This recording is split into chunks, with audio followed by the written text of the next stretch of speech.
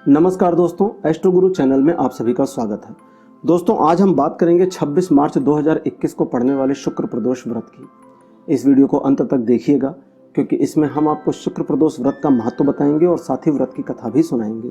लेकिन शुरू करने से पहले एक निवेदन, अगर अभी तक आपने हमारे चैनल को सब्सक्राइब नहीं किया है तो इसे सब्सक्राइब करें और बेल आइकन जरूर प्रेस करें ताकि हमारे हर नए वीडियो की जानकारी आपको मिलनी शुरू हो जाए।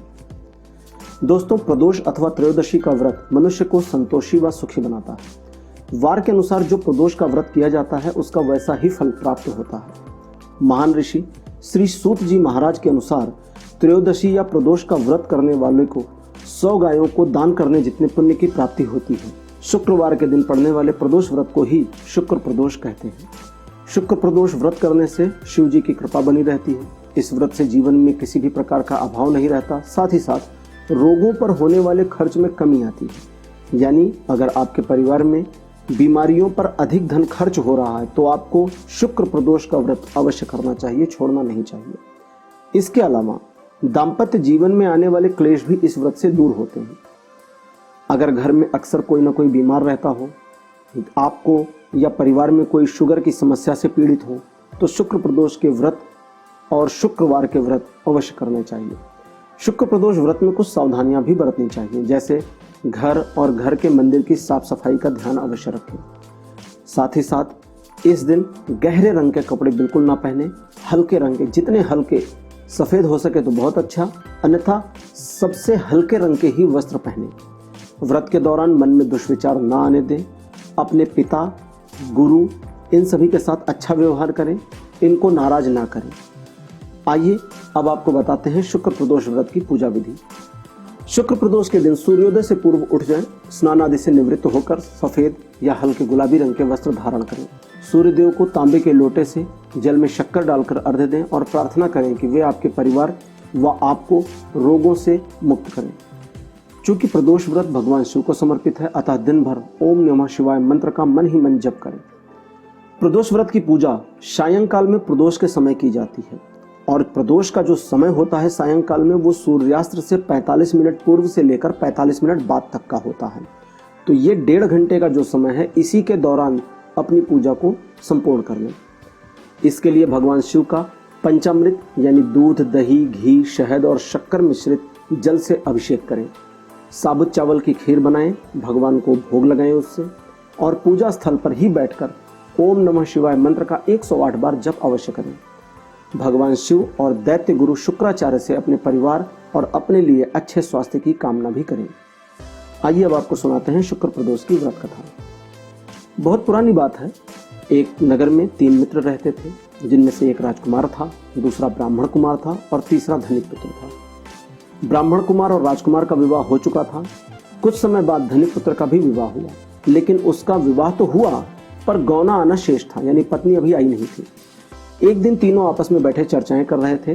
तब तक ब्राह्मण कुमार ने चर्चा के दौरान कहा कि मित्र, जो घर महिलाओं के बिना होता है उसे भूतों का डेरा कहते हैं। धनिक मित्र ने जब यह सुना तो उसका माथा ठनका।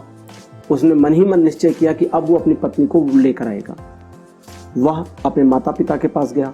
माता पिता ने उसे बताया कि इस समय शुक्रदेव डूबे हुए हैं, यानी कि शुक्र ग्रह अस्त हैं, और ऐसी स्थिति में पत्नी को लाना अच्छा नहीं माना जाता। लेकिन उसने अपने माता पिता की बात नहीं मानी और जिदवश अपनी पत्नी के घर यानी अपनी ससुराल पहुंच गया। वहां पर भी सास ससुर ने उसे बहुत समझाने की कोशिश करी, लेकिन उसने किसी की बात नहीं मानी। अंततः हार कर उन्होंने उसके साथ उसकी पत्नी की विदाई कर दी। वह अपनी पत्नी को घर ले जाने के लिए एक बैलगाड़ी का प्रबंध करके आया। वापिस आते समय बैलगाड़ी के पहिए में थोड़ी सी दिक्कत आ गई, जिससे पहिया टूट गया। पहिया टूटने से बैलगाड़ी गिर पड़ी, जिससे एक बैल का पैर भी टूट गया। दूल्हा दुल्हन दोनों बहुत परेशान थे कि अब क्या करें। गाड़ी वाले ने कहा कि आप यहाँ से जाइए, मैं अपना प्रबंध खुद कर लूँगा। वे दोनों पैदल चलने लगे। कुछ और दूर चलने के बाद उनका सामना डकैतों से हो गया।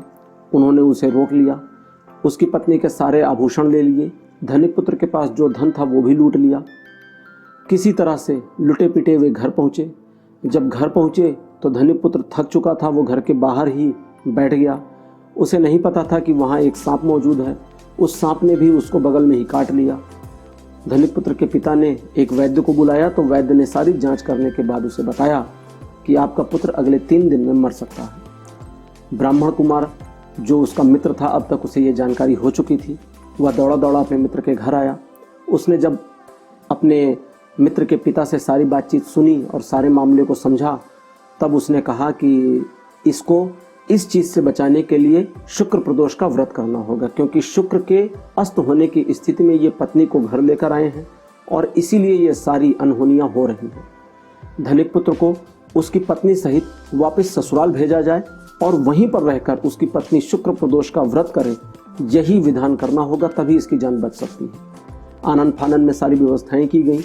धनिक पुत्र को उसकी पत्नी सहित वापस ससुराल भेजा गया, जहां पर उसकी पत्नी ने शुक्र प्रदोष का व्रत आरंभ किया और साथ ही प्रत्येक शुक्रवार का भी व्रत करने लगी। धीरे धीरे भगवान शिव और दैत्य गुरु शुक्राचार्य की कृपा उनके ऊपर बरसनी शुरू हुई और उसकी हालत में सुधार होने लगा।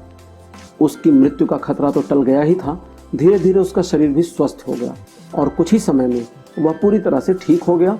और उसके बाद शुभ मुहूर्त देख करके ससुराल वालों ने उसे उसकी पत्नी के साथ विदा कर दिया। वो पत्नी को लेकर के अपने नगर में आ गया और सुखी जीवन जीने लगा। लेकिन उन दोनों दंपति ने शुक्र प्रदोष और शुक्रवार व्रत को नहीं छोड़ा और उसे जीवन पर्यंत करते रहे। तो दोस्तों, ये थी जानकारी और व्रत कथा शुक्र प्रदोष की। उम्मीद है आपको जानकारी अच्छी लगी होगी। इस वीडियो को लाइक करिए, अपने परिवार और मित्रों के साथ शेयर करिए ताकि वे भी इसका लाभ उठा सकें। अपने अनुभव और सुझाव कमेंट सेक्शन में लिखें।